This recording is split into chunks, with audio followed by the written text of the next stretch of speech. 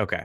All right. So now that we've completely ruined your very good transition, let's talk about the LA Galaxy's 2002 season, where they look to finally break the Cup final drought. So, going into the 2002 MLS season, the league has thus far been dominated by one team, DC United.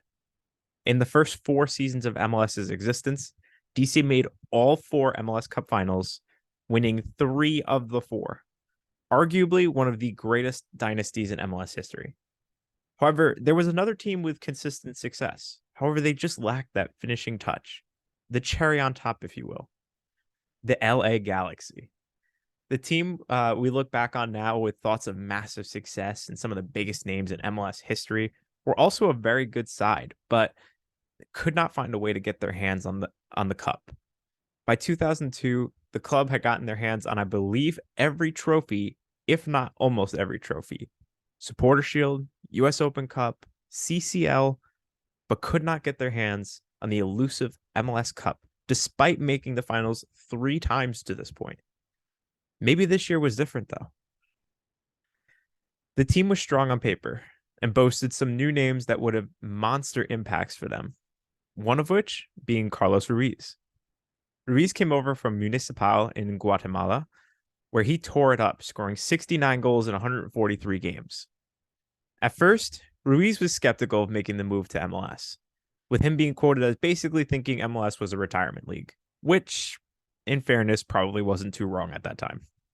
However, he said that he was pleasantly surprised by the level of play and became excited to play here. Also, a very consistent quote from people that come over and play in MLS. Just saying, eat that, Euro snobs. We'll get to more on him later. Another new face was former MLS Pro 40 member Tyrone Marshall. The Jamaican international was coming over as the 9th pick in the allocation draft after the Miami Fusion folded in 2001. In addition to the new faces were some familiar ones as well, such as MLS legends Kobe Jones and Alexi Lalas. The team looked really strong on paper and were poised for another run at the Cup. The season was very up and down through the first 17 weeks, with the team going 7-2-7 and sitting 4th in the Western Conference, 9 points behind, believe it or not, league leaders San Jose. However, the season would take off for them from here, with the Galaxy finishing the remaining 12 games by going 9-1-2, getting 51 points and winning the Supporters' Shield. Surely this form will be a major boost for them going into the playoffs. So, playoff format was still the same as we discussed in recent episodes, with this being a best-of-3 series where it was scored as 3 points for a win and 1 point for a draw. First team to 5 points would win.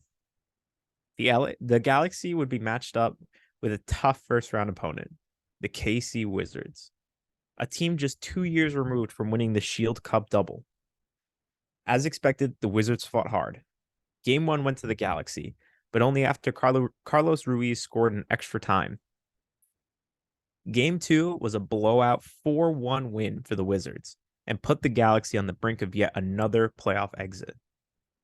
Luckily for them, Game 3 was at the Rose Bowl, and the Galaxy would take full advantage of home field with a blowout win of their own, winning the game 5-2 with another 2 goals from Ruiz. Next up for them in the Western Conference Finals were the Colorado Rapids. This was a Rapids side that struggled this season, but found a way to sneak past the Dallas Burn in the first round of the playoffs. However, this series was a reminder to the league that the Galaxy were here, and they were here to win. The Galaxy would smash the Rapids 4-0 in Game 1, following that up with a 1-0 win in Colorado, sending them to the MLS Cup final while keeping Colorado completely off the scoreboard. In their series against Colorado, 3 more goals were scored by Ruiz. On to the final, but would this just be like the last 3 finals appearances for them, or was this time different? Another bit of luck for the Galaxy, the Eastern Conference stunk this season. The New England Revolution won the East with 38 points and a losing record, won the Eastern Conference. meaning that whoever came out of the Western Conference had to be the favorite going into the final. And speaking of the Revs, they would be the last obstacle looking to stop the Galaxy from their first MLS Cup. The Revs were led by up-and-coming star Taylor Twellman, who finished the season with 23 goals, almost winning the Golden Boot. Wink, wink. Despite New England's struggles that season, this was still a massive final, with 61,316 in attendance, second all-time attendance record in a cup final, behind Atlanta, of course. I'll be honest, though. The game finished regular time 0-0 and was pretty boring. There were a few chances here and there, but not much else going on. So off to extra time we go. And then if nothing there, off to penalties. Overtime was largely dominated by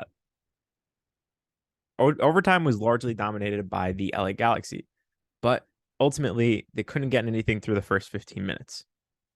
However, in the second 15 minutes, that's where the Galaxy would find their winner. In the 22nd minute of overtime, Tyrone Marshall would find himself down the right wing with Ruiz and one defender in the attack with him. The defender decides to run right at Marshall, leaving Ruiz wide open in the middle. Marshall picks out the pass, leaving Ruiz with one thing left to do, the thing he's been doing all season long. Ruiz collects and shoots past the scrambling Aiden Brown and finds the bottom right corner. Game over. The LA Galaxy are finally MLS Cup champions after their fourth attempt at the title. Might I add that this was also a Shield and Cup double, and as Andrew mentioned before, was this close to being a treble.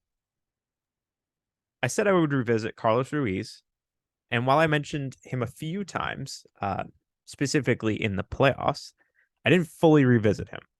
He'd finished the regular season with 24 goals, beating out Twellman by 1 and taking home the Golden Boot. Tack on the 8 goals he scored in the playoffs, and he finished the season with an astounding 32 goals scored. This would stay the Galaxy's all-time leading goal scoring record until 2019 when it was broken by the legend himself, Zlatan. And I think that's just from a regular season perspective. I can't remember exactly if that includes playoff goals. Because of those numbers and the Galaxy's success, Ruiz would take home the MLS MVP award. However, surprisingly enough, despite the Galaxy's Shield Cup double, they would not win any of the other awards other than goal of the season by Ruiz. And that wraps up the story of the first of many MLS Cups for arguably the most successful franchise in MLS history. I want to throw a caveat here. Not a caveat, but I want to add on to this Shield story. Because you very briefly touched it, but this race to the Shield was insane. So first off, you mentioned the start off for the season, which was mid. Their first 6 games all went to extra time. 6 extra time games in a row, which would have been 6 draws today. But they won 3 of them in extra time, drew 2 of them, and lost 1, setting themselves up okay. They then lost 6 of their next 10, won 7 of the next 10 after that, and set them up for a home-and-home series with the San Jose Earthquakes, who, as you mentioned, were the top 2 teams in the West, a.k.a. the top 2 teams in the Shield race, because the East was awful. San Jose was leading the race on goal differential going into this last 2 weeks of the season. In match week 27, Carlos Ruiz, the season's Golden Boot winner, scored a 94th minute game-winning goal to get the Galaxy 3 points up with 1 to play. All the Galaxy needed was 1 point in the last match to secure it, but if San Jose scored and won in any margin, it was theirs. The last game of the season went 0-0 all the way up again until the 94th minute, where Carlos Ruiz stepped up and scored a penalty to clinch the Supporters' Shield at the last minute of the season, which I just thought was insane, because I didn't like, when you look at it from just the standings, like, oh, they won it by 6 points. But the team that they beat, they had to play in the last 2 weeks back to back to win the Shield, which is something you'll never see again. but I just thought it was super crazy because this also was them curing. Not only did they cure um, the MLS Cup heartbreak, but they also cured the Supporter Shield heartbreak because in 1999 they missed out on the title by 3 points, one game. So they were oh so close, and they finally got that one too. So a season of massive success for the LA Galaxy. Yeah, they did get the Shield in '98, so they at least had their hands on it previously. Did they? Looks like it. That's not what I saw. Scandals. What did I Well, we can miss? check into it again. But yeah, that's definitely a really cool fact to add in. I didn't see the breakdown of the games, so it's kind of wild that I'm sure they didn't purposely set it up so that it would be 1-2 playing No. back to back to end the season, but it's kind of cool that it ended up being that way. So the only reason I figured out is because I looked at the standings. I'm like, okay, they won the Shield by 6 points. I literally had typed out because I thought I was going to do this episode, but I literally typed out like, oh yeah, this wasn't really super crazy. Like, they won the thing by 6 points, and I'm like, wait a second, San Jose back to back, and then I went back to Wikipedia. I'm like, oh my god, San Jose came in second. What happened? So I ran all the way back, and I was like, oh, cool. We talk a lot about the 2017 San Jose team.